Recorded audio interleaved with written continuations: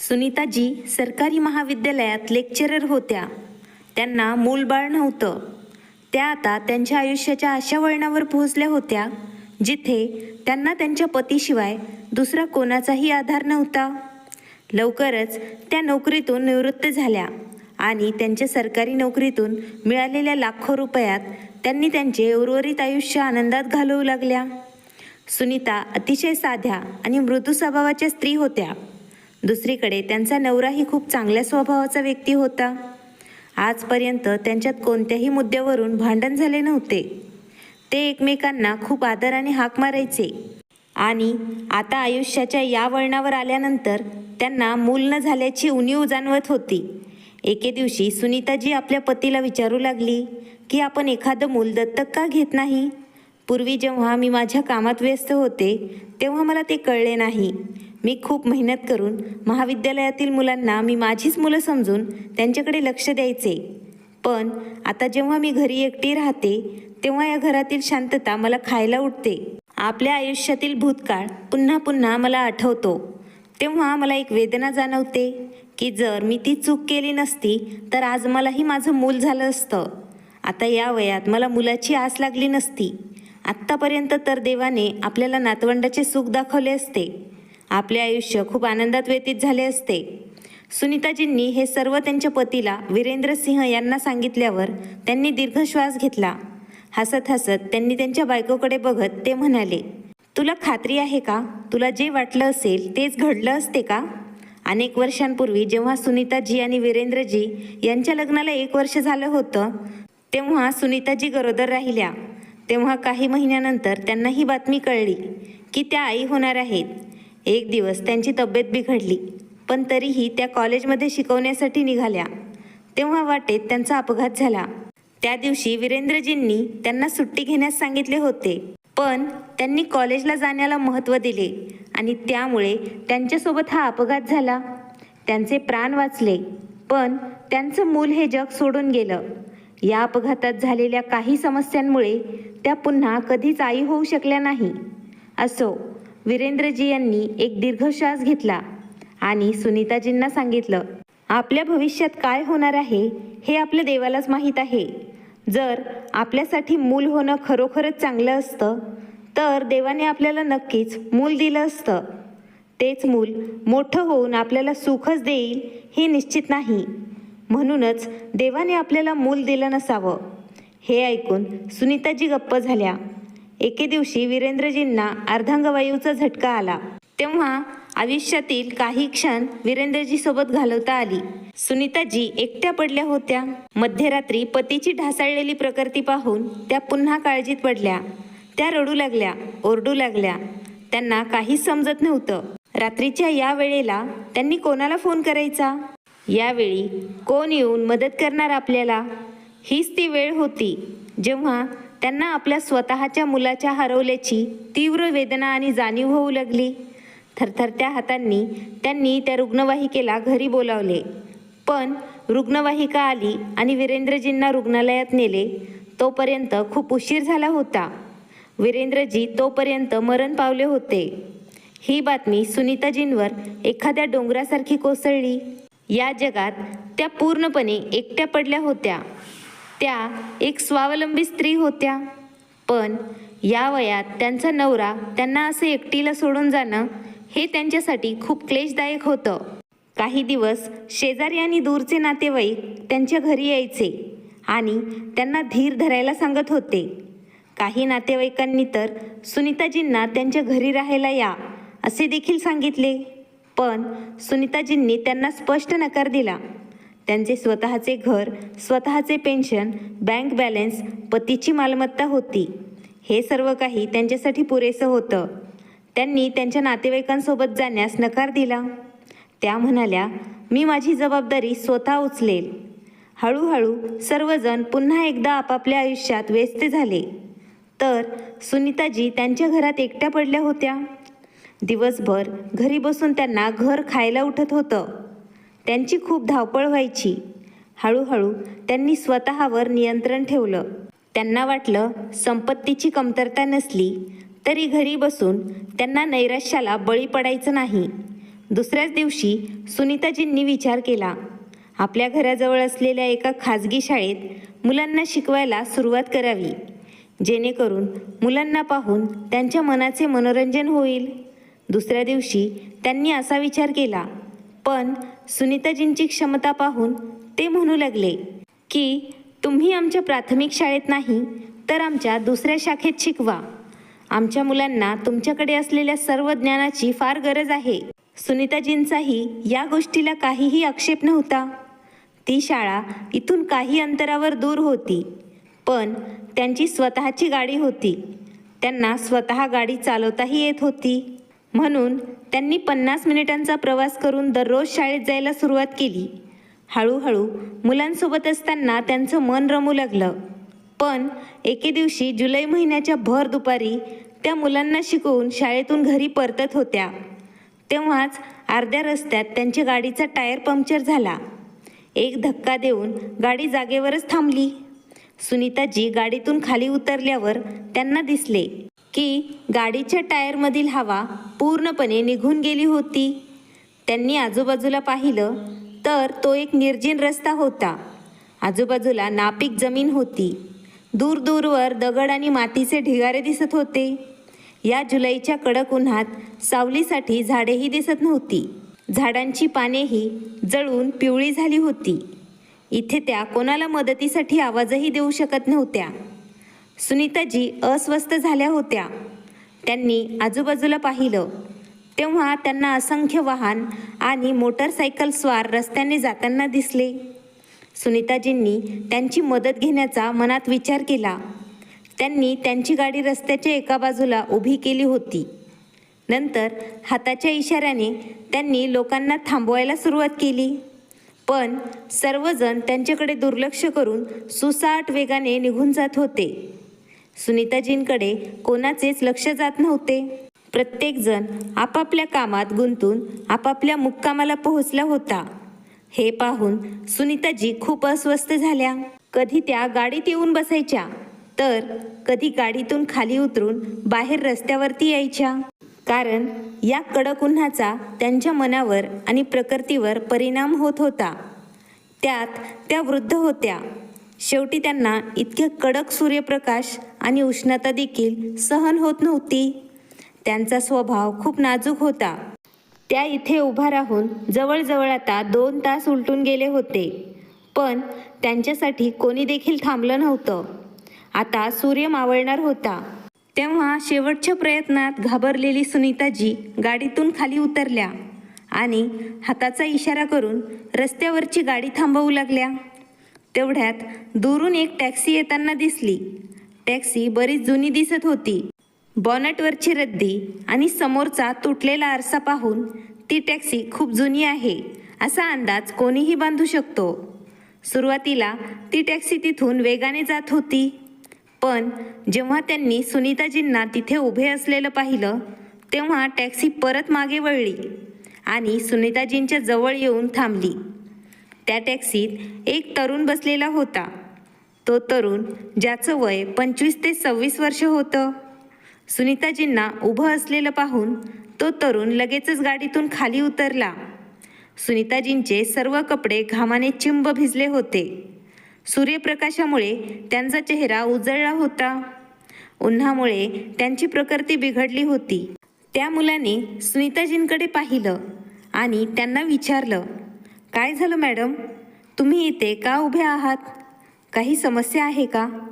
सुनीताजींनी देवाचे आभार मानले आणि त्या मुलाला त्यांनी सांगितलं, बेटा, माझ्या गाडीचा टायर पंक्चर झाला आहे. गाडीचा टायर बदलण्या इतकी ताकद आता माझ्यामध्ये नाही. खरे सांगायचे तर आजच्या अगोदर मी हे काम कधीच केलेलं नाही आणि आजच्या अगोदर असा कोणताही प्रसंग माझ्यासमोर कधी आलेलाच नाही. नाहीतर मी ही गाडी वर्कशॉपला नेली असती. आपण मला मदत करू शकाल का? हे ऐकून तो मुलगा हसला आणि म्हणाला, मॅडम, तुम्ही काही काळजी करू नका. तुम्ही माझ्या गाडीत बसा. माझ्या गाडीत थंड पिण्याचं पाणी ठेवलेलं आहे. तुम्ही काही काळजी करू नका. मी लबाड व्यक्ती नाही. तुम्ही पाणी पिऊन सावलीत बसा. तोपर्यंत मी तुमच्या गाडीचं टायर बदलून देईल. तो मुलगा काय बोलतोय हे सुनीताजींनी ऐकल्यावर त्या मुलाच्या गाडीत बसल्या.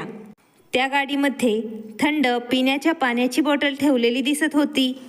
त्या मुलाने ते पाणी कदाचित घरून आणले असेल असा विचार करून सुनीताजींना थंड पाणी पिल्यानंतर क्षणभर बरे वाटले. पाणी पिल्यानंतर त्यांच्या अंगात चैतन्य आल्यासारखं वाटलं होतं. सुनीताजीने समोरच्या त्या मुलाकडे एक कटाक्ष टाकला, जो मुलगा रस्त्याच्या कडेला त्यांच्या गाडीचा टायर दुरुस्त करत होता. तिथे इतरही लोक होते, पण त्यांच्यासाठी थांबणारा आणि त्यांची समस्या समजून घेणारा तो एकटाच मुलगा होता. काहीतरी विचार करत सुनीताजींनी त्यांच्या पर्समध्ये पाहिलं आणि त्यावेळी त्यांच्याकडे 20,000 रुपये होते.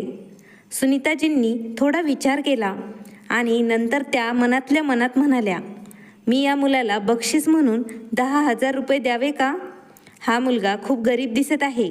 त्याच्या कपड्यावरून आणि त्याच्या दिसण्यावरून तो गरीब कुटुंबातील असल्याचे स्पष्ट दिसत आहे. मी मदत का करू नये आणि त्याला बक्षीस म्हणून मी पैसे देऊच शकते. सुनीताजी विचार करू लागल्या.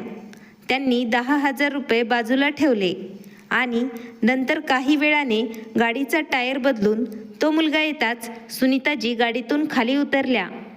तेव्हा तो मुलगा म्हणू लागला, मॅडम, तुमच्या गाडीचा टायर मी बदलला आहे. आता तुम्ही कोणतीही चिंता न करता तुमच्या घरी आरामात जाऊ शकता. हे ऐकून सुनीताजींनी त्या मुलाचे मनापासून आभार मानले आणि नंतर त्यांच्याकडे असलेले 10,000 रुपये त्यांनी त्या मुलाला देत होत्या. ते पैसे पाहून तो मुलगा क्षणभर आश्चर्यचकित झाला. तो मुलगा म्हणाला, मॅडम, हे पैसे कशासाठी?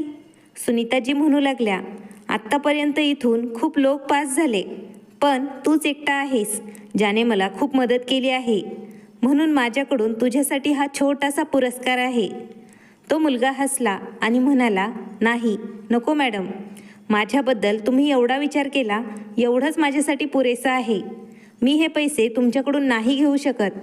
खरं तर माझ्या आयुष्यात एकच ध्येय आहे, मला फक्त लोकांना मदत करायची आहे, तेही कोणताही लोभ किंवा अपेक्षेशिवाय. आणि मी अशी मदत केलेली तुम्ही पहिली व्यक्ती नाहीत. तुम्ही माझ्यावर विश्वास ठेवा. मी ज्यांना ज्यांना मदत केली त्यांनीही मला अशाच प्रकारे पैसे दिले होते, परंतु मी माझ्या चांगल्या कर्माचा मोबदला कोणाकडून घेत नाही. उलट मला माझ्या देवाकडून मोबदला हवा आहे. एवढं बोलून तो मुलगा तिथून निघून गेला. सुनीताजी त्या मुलावर प्रभावित झाल्याशिवाय राहू शकल्या नाही.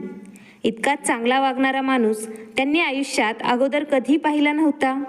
सुनीताजी यांनी एक दीर्घ श्वास घेतला आणि विचार केला, या मुलाला लहानाचं मोठं करून संस्कार देणारी आई खूप दयाळू आणि मोठ्या मनाची असावी.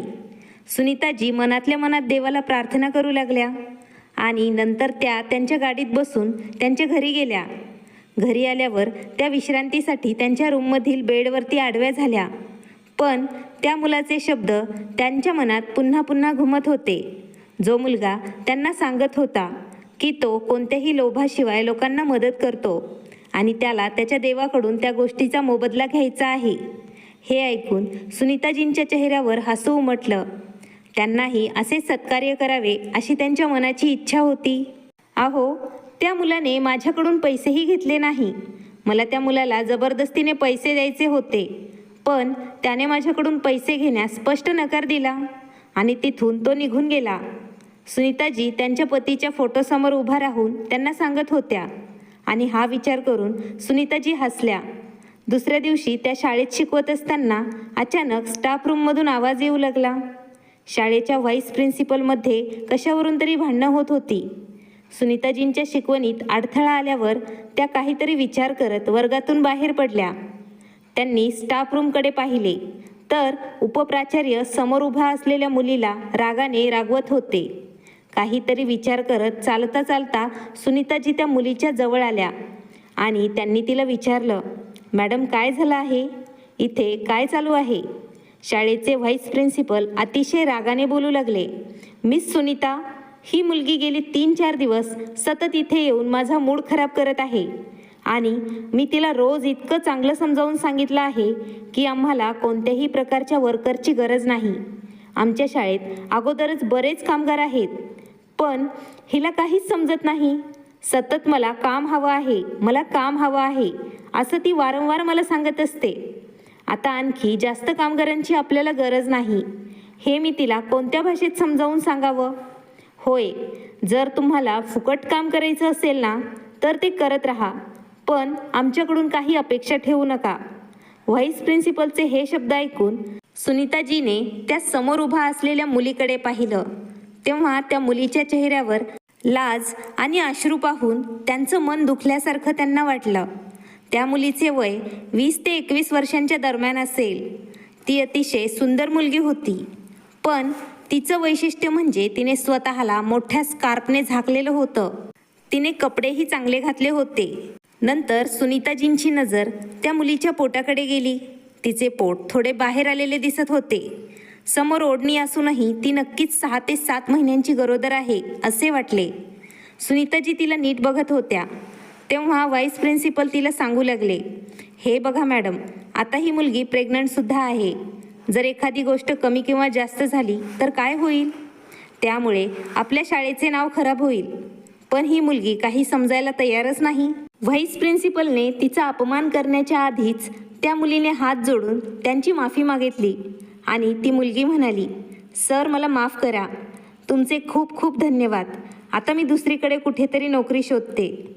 एवढं बोलून त्या मुलीने तिच्या डोळ्यातील अश्रू पुसले आणि तिथून निघून जाऊ लागली. पण तेव्हा सुनीताजींच्या मनात काहीतरी घडलं. त्यांना त्या मुलीला पाहून अचानक तो मुलगा आठवू लागला, जो विनाकारण त्यांना मदत करायला रस्त्यात थांबला होता. त्याने त्यांचे भले केले होते.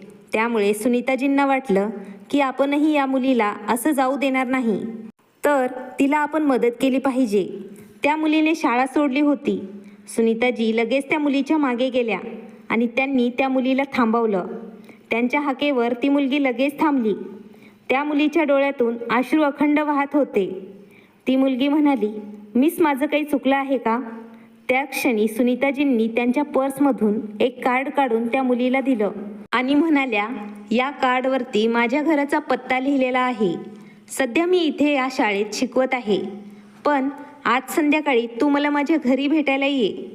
त्या मुलीने सुनीताजींचे आभार मानले आणि ते कार्ड घेऊन तिथून ती निघून गेली. सुनीताजींनाही मनातून आज बरे वाटले. त्यांनी मुलांना शिकवले आणि शिकवून झाल्यानंतर त्या घरी पोहोचल्या. त्या खूप दमल्या होत्या. फ्रेश होऊन त्या त्यांच्या खोलीत झोपायला गेल्या. आता संध्याकाळचे 6 वाजले होते. तेव्हा अचानक त्यांच्या दारावर टकटक झाली. मोलकरीण दार ठोठावत होती. ती सुनीताजींना सांगू लागली, तुम्हाला भेटायला एक मुलगी आली आहे. सुनीताजींना अगोदर खूप काळजी वाटली, पण नंतर जेव्हा त्यांना आठवण आली तेव्हा त्यांनी लगेच त्या मुलीला हॉलमध्ये बसायला सांगितलं. ती मुलगी हॉलमध्ये येऊन बसली होती.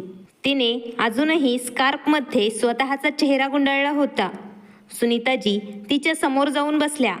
तेव्हा त्या मुलीची अवस्था पाहून त्यांना तिची कीव येऊ लागली. सुनीताजीने त्या मुलीसाठी फळांचा ज्यूस मागवला होता, जो पिल्यानंतर त्या मुलीला थोडं बळ आलं. तिचा चेहरा उजळला. तेव्हा सुनीताजींनी त्या मुलीला विचारलं, तू किती महिन्यांची गरोदर आहेस आणि तुझा नवरा काय करतो, जो तुला अशा अवस्थेतही काम करायला पाठवतो? हे ऐकून ती मुलगी लगेच अस्वस्थ झाली आणि लगेच म्हणाली, नाही, माझा नवरा माझ्यावर खूप प्रेम करतो. तो चांगला व्यक्ती आहे. तुम्हाला वाटते असे काहीही नाही. मी 7 महिन्यांची गर्भवती आहे. डॉक्टरांनी मला सांगितलं आहे प्रेग्नन्सीमध्ये काही समस्या आहेत, त्यामुळे मला ऑपरेशन करावे लागेल, अन्यथा मुलाच्या जीवाला धोका होऊ शकतो. माझा नवरा माझ्यावर खूप प्रेम करतो, पण आम्ही दोघंही खूप मेहनत घेऊन इथपर्यंत आलो आहोत. गेल्या काही दिवसांपासून माझ्या पतीचे मोठे नुकसान झाले आहे, त्यामुळे आम्ही कर्जबाजारी झालो आहोत.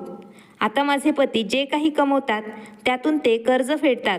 आता डिलिव्हरीसाठी जे 2-3 महिने उरले आहेत आणि मी जिथे काम करत होते त्या पैशातून मी माझ्या ऑपरेशनसाठी पैसे वाचवत होते.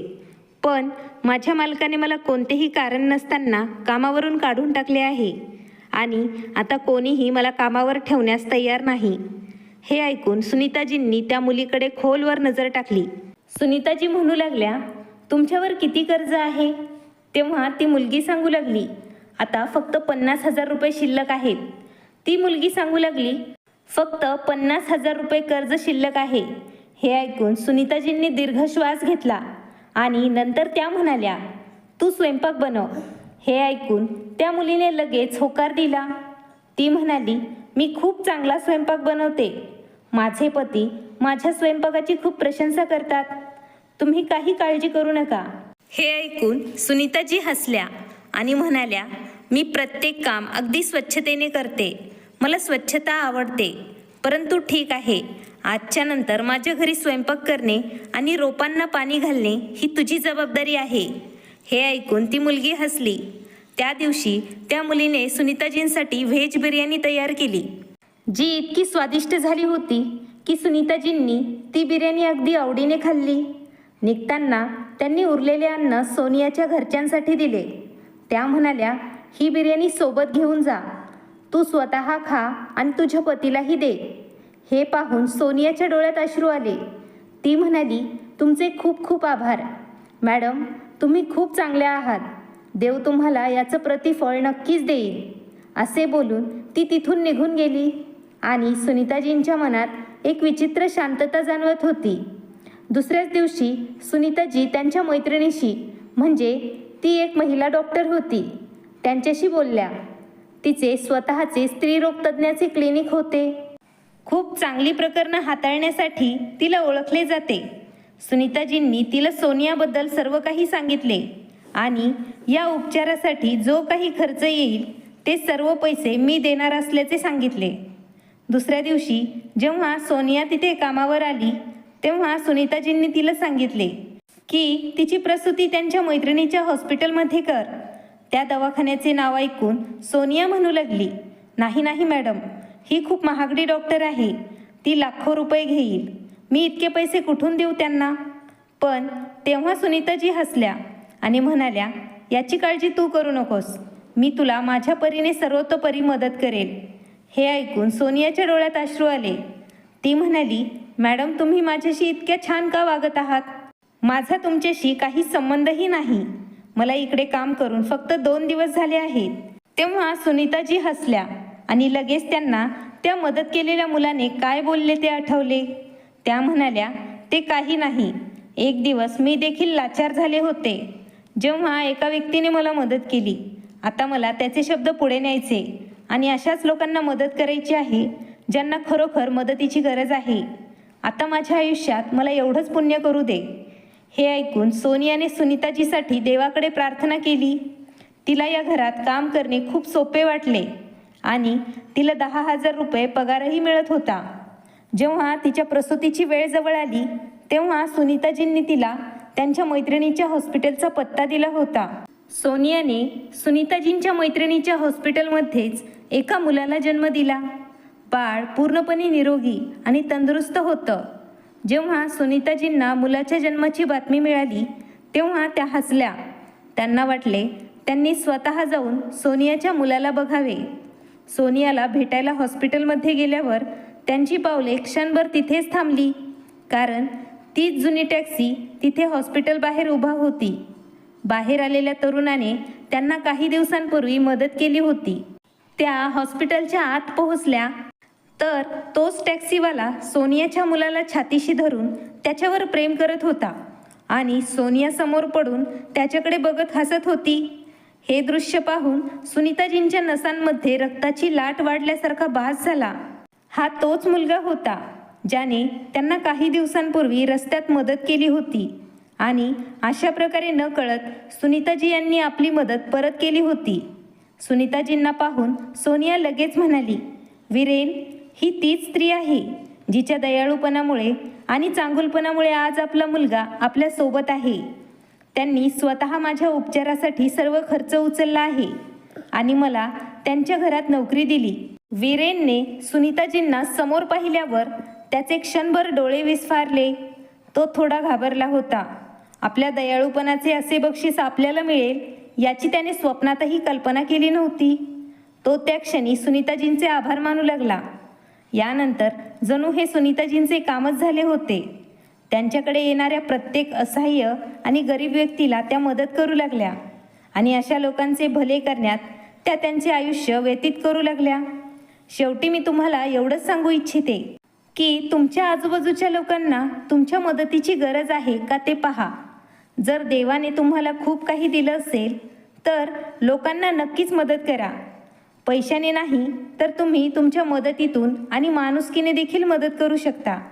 आपल्याला देवाने दिलेले हात आणि पाय आहेत. आपण आपल्या आयुष्यात किती पैसे कमावले यापेक्षा कर्म किती आणि कसे केले याला जास्त महत्त्व आहे. मित्रमैत्रिणींनो, तुम्हाला आजची कथा कशी वाटली ते आम्हाला नक्की कमेंटमध्ये सांगा. कथा आवडल्यास नक्की लाईक, शेअर आणि सबस्क्राईब करायला विसरू नका. धन्यवाद. आभारी आहोत.